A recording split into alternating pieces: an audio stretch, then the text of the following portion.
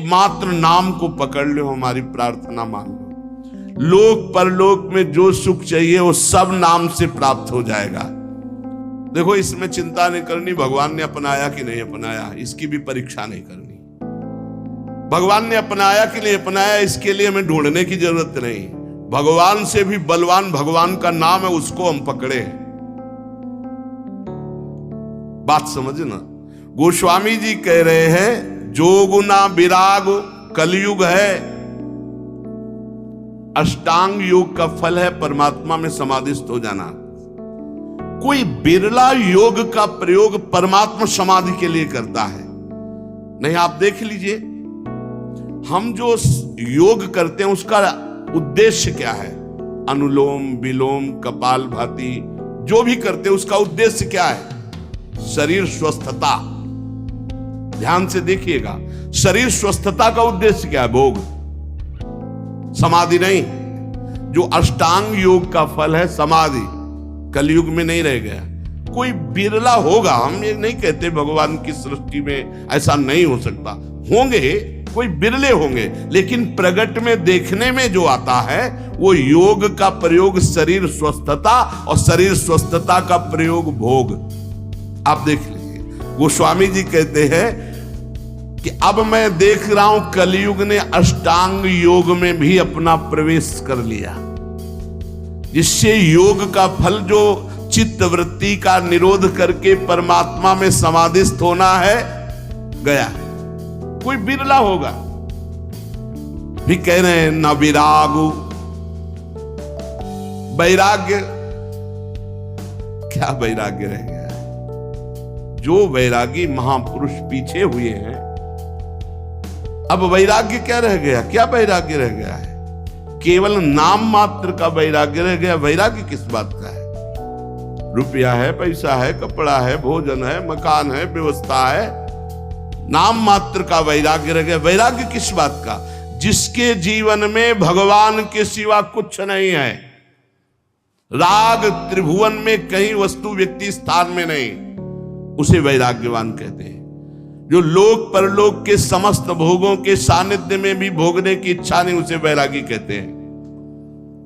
गोस्वामी जी कह रहे हैं, मुझे वैराग्य में भी दम नहीं दिखाई दे रहा कि भगवत प्राप्ति करा सके, क्योंकि वैराग्य में पाखंड का प्रवेश हो गया। कलयुग ने पाखंड का प्रवेश करवा दिया। कोई बिरला वैरागी, सच्चा वैरागी, भगवान की सृष्टि में कमी नहीं होती, कोई बिरला सच्चा वैरागी होगा जिसका वैराग्य भगवान के लिए है। नहीं तो वैराग्य भी दिखावे पे आ गया है, पाखंड में आ गया है। न जप, माला में हाथ है और बातें कर रहे हैं, माला रुक नहीं रहा, वो चल रहा है, और बातें जबान से हो रही और साथ चल रहे हैं। क्या जप हो रहा है? किसका जप हो रहा है? जप तो तब माना जाता है जो जप कर रहे हैं वो हमारे ध्यान में है, वही हम सुन रहे हैं, वही हम बोल रहे हैं, उसे जप माना जाता है। तीन बातें जप में होनी चाहिए। जो हम जप रहे हैं वही सुन रहे हैं, वही हमारे ध्यान में है। राधा तो दिखाई दे रहा है, राधा लिखा, सुनाई दे रहा है राधा, हम बोल रहे हैं राधा, और फिर एक मन का सकिला, फिर राधा, फिर एक मन का सा, वो जप। अब जप में भी 11 माला कहा है, हो जाए हर 5 मिनट में घड़ी में, और जल्दी जल्दी, स्वाद नहीं, रुचि नहीं, मन नहीं, बस। कोई कोई तो ऐसे माला सरकाते कि हमें लगता है कि अगर रा बोले तो भी नहीं सरकेगा। राधा राधा तो बहुत बड़ी बात है, अगर वो रा बोले तो इतनी रफ्तार से नहीं चलेगा। अब पता नहीं कैसे ऐसे माला सर सर घूम रहा है। माला घूमने से भगवत प्राप्ति होगी क्या? माला घूम, देखो ये माला है, काउंटर है, ये चीजें मन लगाने के लिए है। असली तो जब श्वासों की माला में, धड़कन में नाम चलता है, रोम रोम आनंद से खिल उठता है, ये प्रारंभिक दशा है। तो प्रेम प्राप्ति के लिए नेम लिया गया है, इसलिए आवश्यक है माला और काउंटर से जपना। पर वो जप इस तरह का होना चाहिए कि वही सुनाई दे, वही जो बोल रहे हो वही दिखाई दे, ऐसे तब जप किए। अब बोलो इसमें तुम बात कर सकते हो? हिम्मत नहीं कि तुम बोल सको, तुम्हारी हिम्मत नहीं कि बोल सको, क्योंकि बोलोगे तो क्रम टूट जाएगा। जब अपने लोग अभ्यास करते थे तालू में जिभ्या ऐसे लगा के ऊपर, बोलना विष जैसा लगता था, क्योंकि वो क्रम टूटेगा, वो चल रहा है। गोस्वामी जी कह रहे हैं कि जो मंत्रानुष्ठान है अब वो नहीं दिखाई देता, कलयुग का बड़ा प्रभाव है। और जाग माने यज्ञ।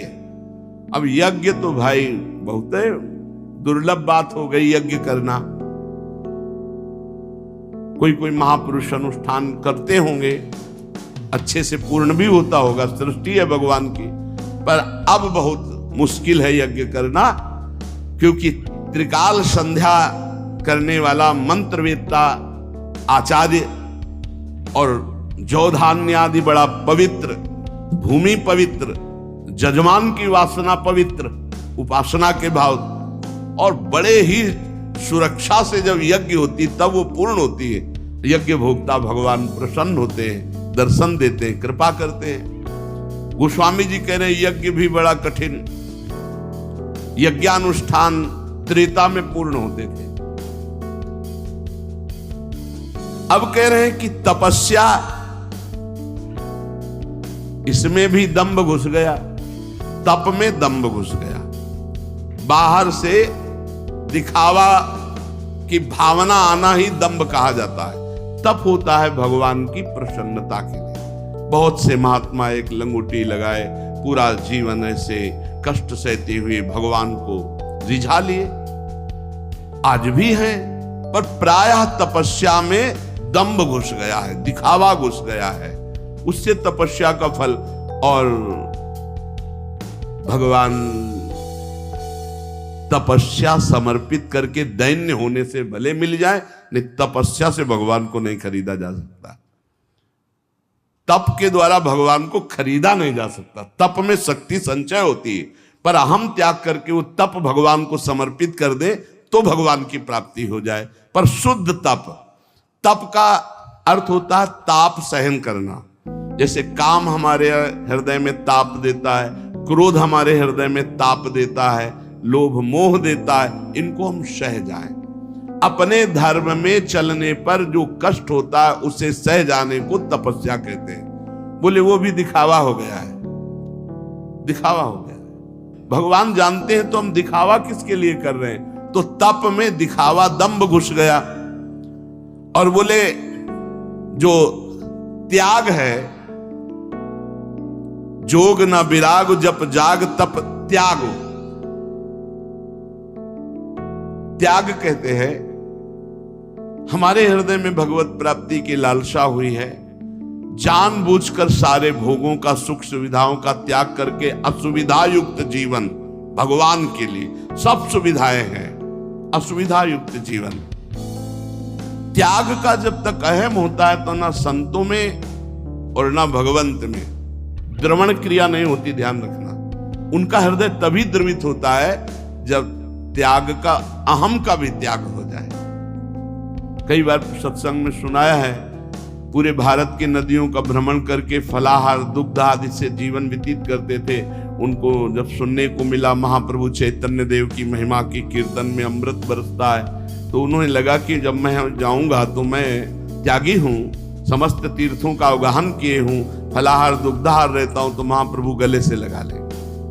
कीर्तन में पहुंचे, जे भी पहुंचे तो महाप्रभु का कीर्तन रुक गया और कहा कौन बहिर्मुख पुरुष आ गया जिससे कीर्तन का रस सूख रहा है। और वही आए हुए थे, बोले हटाओ इनको, हटा। अब वो जो दूर जाकर के खड़े हुए और रोने लगे कि प्रभु क्या मुझ जैसे अधम का आपके चरणों में कोई स्थान नहीं मिलने का। अगर आप जैसे महापुरुष, अंदर से प्रार्थना करते, आप जैसे महापुरुष मुझ जैसे अधम को स्वीकार नहीं करेंगे, फिर मेरा उद्धार कैसे। महाप्रभु दौड़ पड़े और जाके गले से लगा लिया और कीर्तन में उन्मत्त कर। अहम का त्याग, त्याग की स्मृति का त्याग, दैन्य भाव। तो त्याग का भी महत्व भगवत प्राप्ति नहीं करा सकता। तीरथ न धर्म जानो वेद विधि किमि है। अब तीर्थ, ध्यान देना, आप कलयुग की चाल का ध्यान देना, आप सब हृदय वाले हैं। घर गृहस्थी में उतने पापाचरण की वृत्ति नहीं आएगी जितना तीर्थ में आने की संभावना है। क्यों आने की संभावना है? कलयुग की कुचाल है कि यहां का पाप वज्र की तरह होगा, तुम्हारी दुर्गति होगी। ब्रह्मा जी के 4 ये युग पुत्र हैं, सतयुग, त्रेता, द्वापर, कलयुग।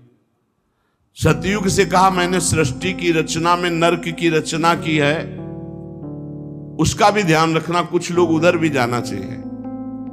बोले प्रभु हमारे राज्य में कोई नरक जाए असंभव, आपकी इस आज्ञा का पालन नहीं हो पाएगा, सतयुग ने कहा। त्रेता से तो त्रेता ने कहा बड़े भैया का अनुसरण करेंगे। द्वापर से कहा तो द्वापर ने कहा हम आज्ञा पालन करने की सम्यक चेष्टा करेंगे, आपकी आज्ञा का पालन हो कि कुछ लोग जो अधर्माचरण करेंगे वो नरक भेजे जाए। सतयुग में अधर्माचरण, त्रेता में। कलयुग से कहा तो उनका बड़े भैया ने जैसे साफ जवाब दे दिया आपको कि हमारे राज्य में भूल चूक से कोई चला जाए नहीं, नरक नहीं जाएगा। तो वही हम उत्तर देते कि हमारे राज्य में भूल चूक से कोई स्वर्ग या परम पद चला जाए, सबको नरक भेजेंगे सीधे। कलयुग सीधे आओ फुल नरक, चिंता मत करो महाराज, आज्ञा का पालन हम करेंगे। हर जगह तीर्थयाटन में व्यसन, व्यभिचार, छल, कपट, चोरी ये निषेध है, पर लोग तीर्थयाटन में जाकर के ऐसे अपराध ज्यादा कर देते हैं। नशा करना, व्यभिचार करना, चोरी करना, क्रोध करके लड़ाई कर लेना, किसी तीर्थवासी को पीट देना, अपमान कर देना, ऐसे बहुत तरह से। वेद विधि किम है।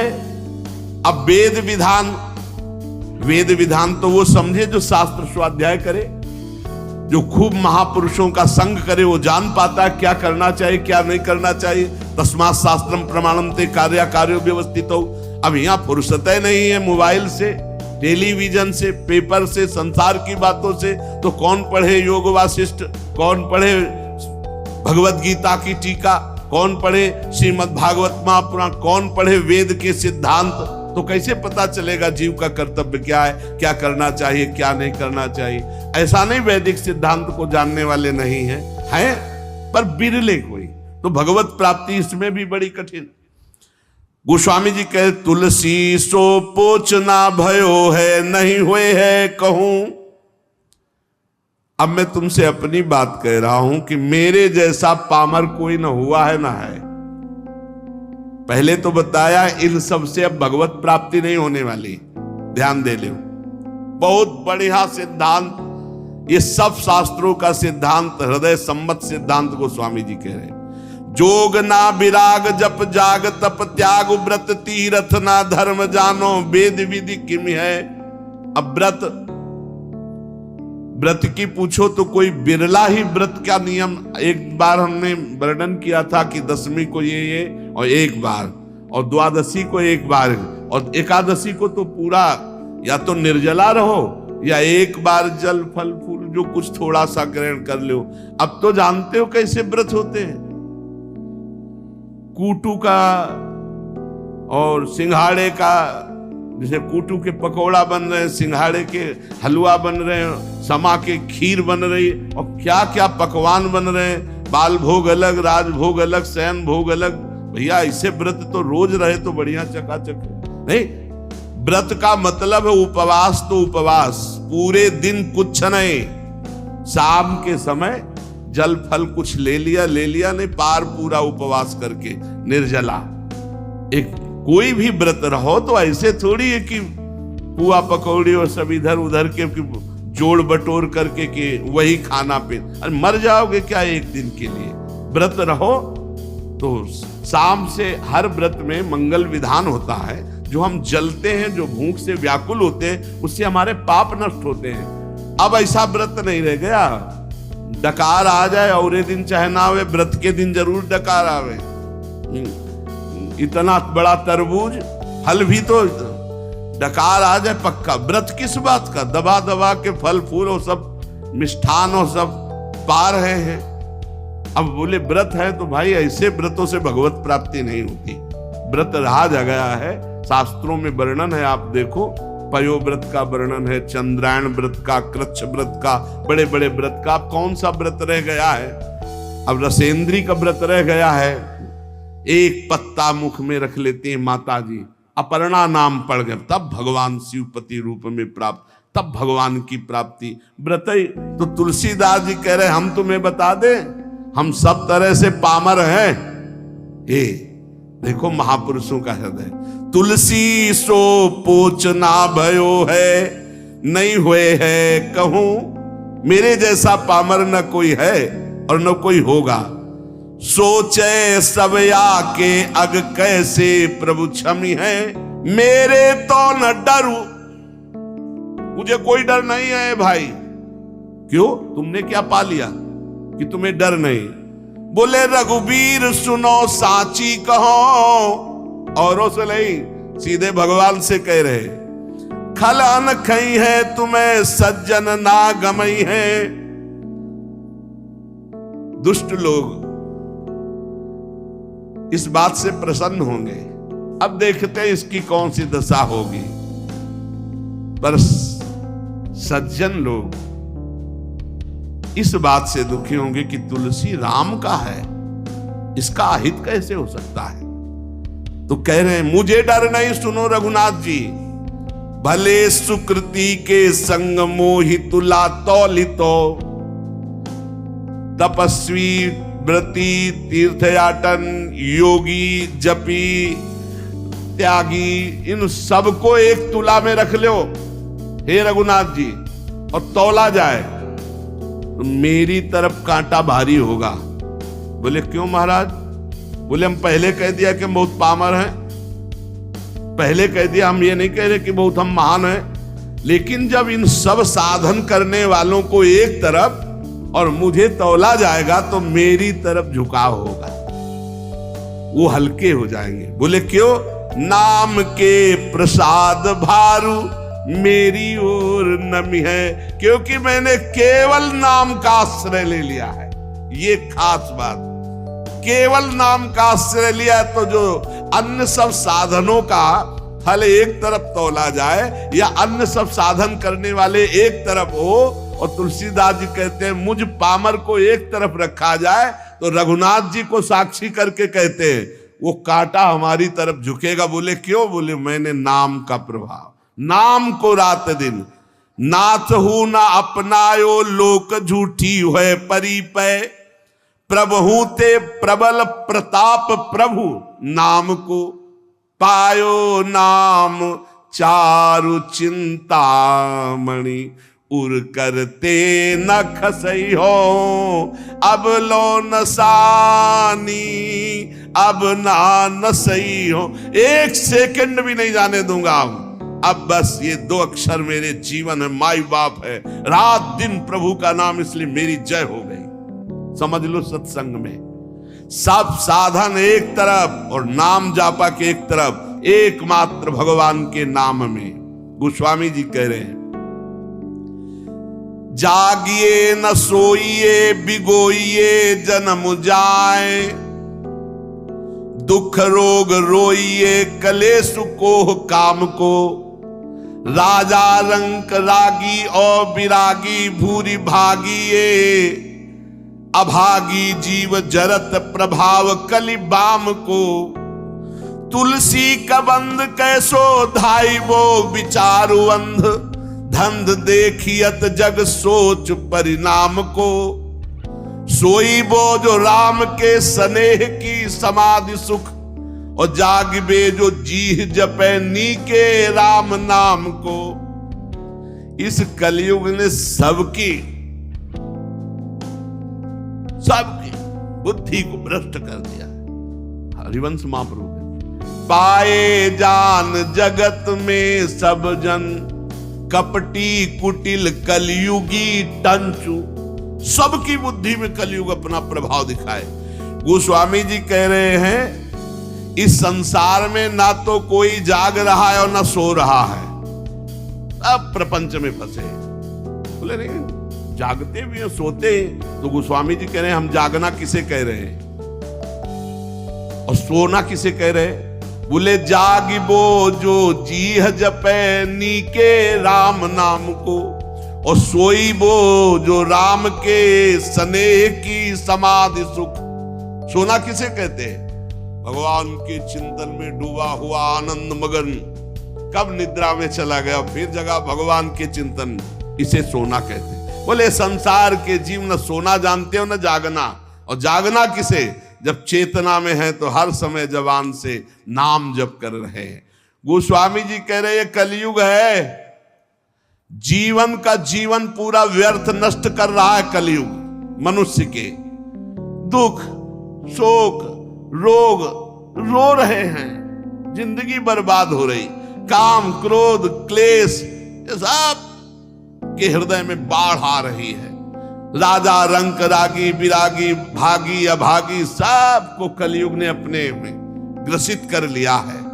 कुटिल कलयुग का ऐसा प्रभाव है कि सबको अंधा कर दिया है। वह धंधा रसेंद्री जनेंद्री का, ईमानदारी से देख लो।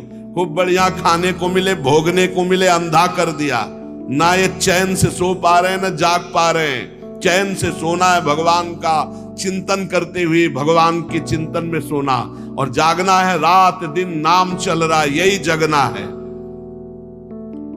गोस्वामी जी कह रहे हमारे ऊपर कलयुग होश में नजर मत डाल देना। सुनिए कराल कलिकाल भूमिपाल तुम जाय घालो चाहिए कायदो राके ताय को। ए महिपाल हो तुम, कलयुग तुम्हारा राज इस समय फैला हुआ है, तुम राजा हो मानते हैं, तुम सबको नष्ट कर रहे हो ये भी जानते हैं, सबको बुद्धि भ्रष्ट। सब में कौन बचा है? जो सोता है भगवान का चिंतन करके, जगता है भगवान का चिंतन करके और हर समय नाम जप करता रहता, उसके ऊपर कलयुग का प्रभाव नहीं पड़ेगा। सुनिए कराल कलिकाल भूमिपाल तुम जाय घालो चाहिए कायदो राखे ताय को। जिसको तुम नष्ट करना चाहो उसे कोई बचा नहीं सकता भगवान के सिवा। अरे बुद्धि बदल दी महाराज परीक्षित की, जो गर्भई में भगवान का दर्शन किए थे, मरा हुआ सांप ऋषि के गले में ऐसे विनोद में डाल दिए। वो विनोद है, वो समाधिस्थ महात्मा है, इतने बड़े पूज्य महात्मा, उनके गले में एक मरा हुआ सांप डाल दिया। बुद्धि खराब कर देता कलयुग। गोस्वामी जी कह रहे देखो मैं कोई अहंकार से नहीं कह रहा, ए कलयुग हाँ तो दीन दूबरो बिगारो ढारो रावरो ना मैं हूं ते हूं ताहि को सकल जग जाहि को। वैसे बहुत दीन हूं बहुत दूबरा हूं, पर ऐसा मत समझ लेना मैं बहुत बड़े का हूं। ए कलिकाल साची कहो कलिकाल कराल में ढारो बिगारो तिहारो कहा है। काम को कोह को लोभ को मोह को महिषोआन प्रपंच रहा है। हौ जगु नायक लायक आज पे मेरी ओ टेव कुटेव महा है। जानकी नाथ बिना तुलसी जग दूसरों सु करी हो ना हा है। तू अपना इतना प्रभाव बढ़ा लिया, सारे जगत को काम क्रोध लोभ कपट मोह हिंसा दंभ पाखंड मदिरा पान मांस खाना व्यभिचार करना फैला दिया तूने। पर मैं हाहा तेरे से नहीं खा सकता। मैं रघुनाथ जी कहूं देख तू मेरा कुछ नहीं बिगाड़ सकता। क्यों? भागीरथी जलपान करो और नाम द्वय राम के लेत नितय हो। मोको न लेनो न देनो कछु कल भूल न रावरी और चितय हो। रोज भगवान का गंगा जल पान करता हूं चरणामृत, और जितना बना 2-4 नाम जप कर लेता हूं। कलयुग होश में हमारी तरफ देख मत लेना तुम। जान के जोरी करो परिणाम तुम्हें पछतई है पै मैं न भितई हूं। तुम्हें बता दे कि अगर हमारी तरफ देखा कुछ उपाय किया हमारे नष्ट करने का, तो मेरा तो कुछ बिगड़ेगा नहीं, मैं डरूंगा नहीं, लेकिन हो सकता है तुम्हारा बिगड़ जाए। बोले कैसे? बोले ब्राह्मण जो उगलियो उर्गारी हो त्यों ही तिहारे हिए ना हितई हो। महामहिम गरुड़ जी ने जब एक भोजन आहार एक जगह लिया तो उसमें एक ब्राह्मण भी आ गया, ब्रह्म ऋषि। तो आंख पैदा हो गई गरुड़ जी के तालू पे, तत्काल उगल दिया। बोले समझ लो जो भगवान का भजन करते तो गरुड़ जी नहीं लील पाए तो एक कलयुग तू क्या बिगाड़ लेगा। भगवान का चरणामृत पान करता हूं, 2-4 जो बना वो राम राम जप लेता हूं क्योंकि मैं रघुनाथ जी का हूं। ये ठसक रोज भगवान का चरणामृत पान जो करता है और जो नाम जप करता है कुछ नहीं बिगड़ेगा। जीते विनायक शुभ अशुभ विघ्न, सेवक जी महाराज, जीते विनायक शुभ अशुभ विघ्न करे नहीं कोई, विघ्न करे नहीं कोई, डरे कलिकाल कष्ट भय, हरे सकल संताप हरस्य हरिनाम जपत जय। जो भगवान नाम जप कर रहा है उसकी सदा जय होती है।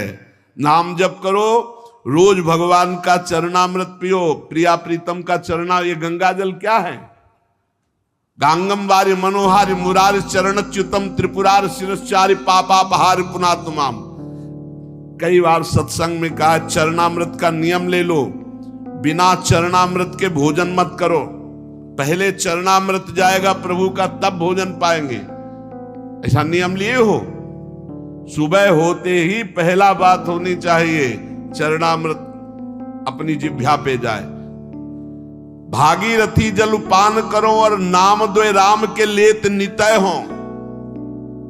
देखो बोले जो बना हमसे 2-4 बार नाम ले लेता हूं, भगवान का चरणामृत पीता हूं, गंगा जल पीता हूं। ए कलिकाल हमारी तरफ देख मत लेना, और नहीं देखेगा कलिकाल।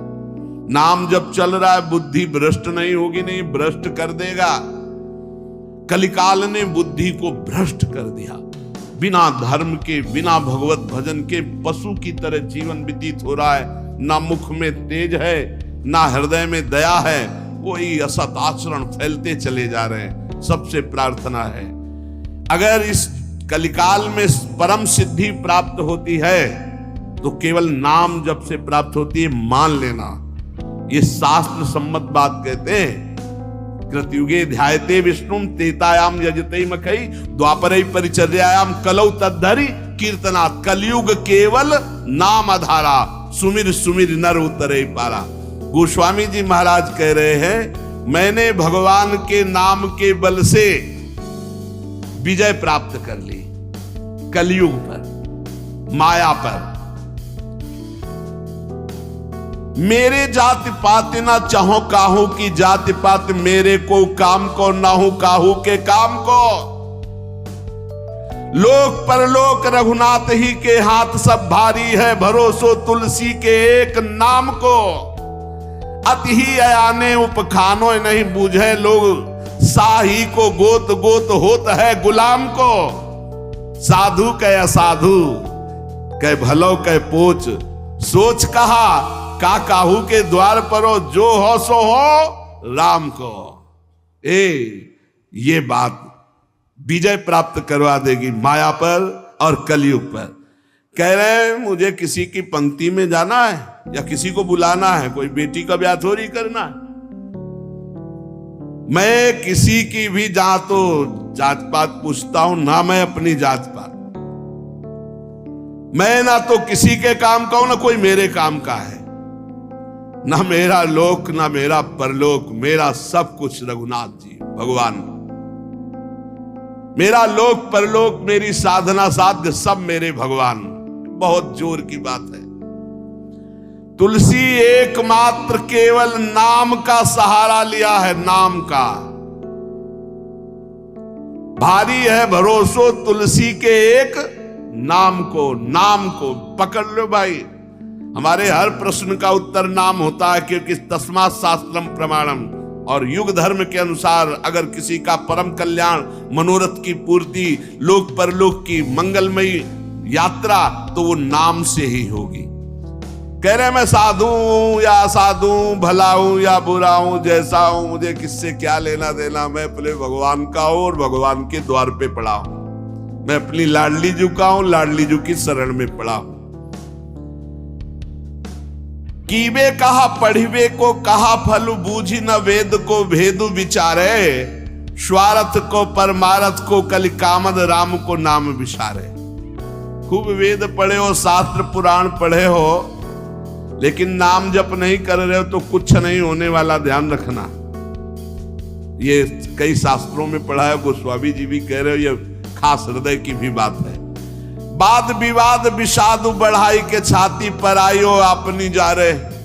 बोले मान लो मेरी बात, अगर तर्क विवाद करोगे तो अपनी भी छाती जलाओगे, दूसरे की जलाओगे। चारिहु को, छहो को, नवो को और 10-8 को पाठ कुकाठ जो फारे। यदि नाम जप नहीं चल रहा, 10-8 को 18 पुराण और 9 को कह रहे कि 9 व्याकरण है, व्याकरण के 9 है। इंद्र, चंद्र, काश, कृष्ण, शाकटायन, आपिशाली, पाणिनि, अमर, जैनेन्द्र और सरस्वती, ये 9 व्याकरण।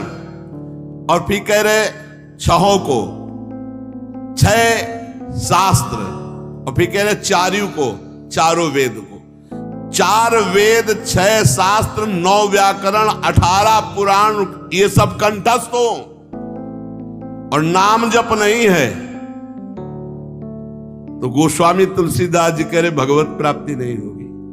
आप पक्का समझ लीजिए। इसीलिए ये बचपन से सब शास्त्रों का जहां तक बना गुरु कृपा से स्वाध्याय और मार्गों का चलना सब छानबीन के, तब हम तुमसे कहते हैं राधा राधा राधा बोलो। कोई अंधविश्वास से नहीं कहते।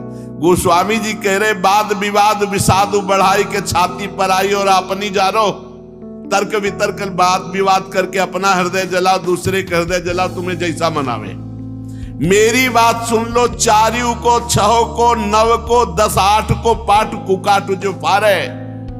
स्वार्थ को, परमारथ को, कलिकामद राम को नाम विसारे।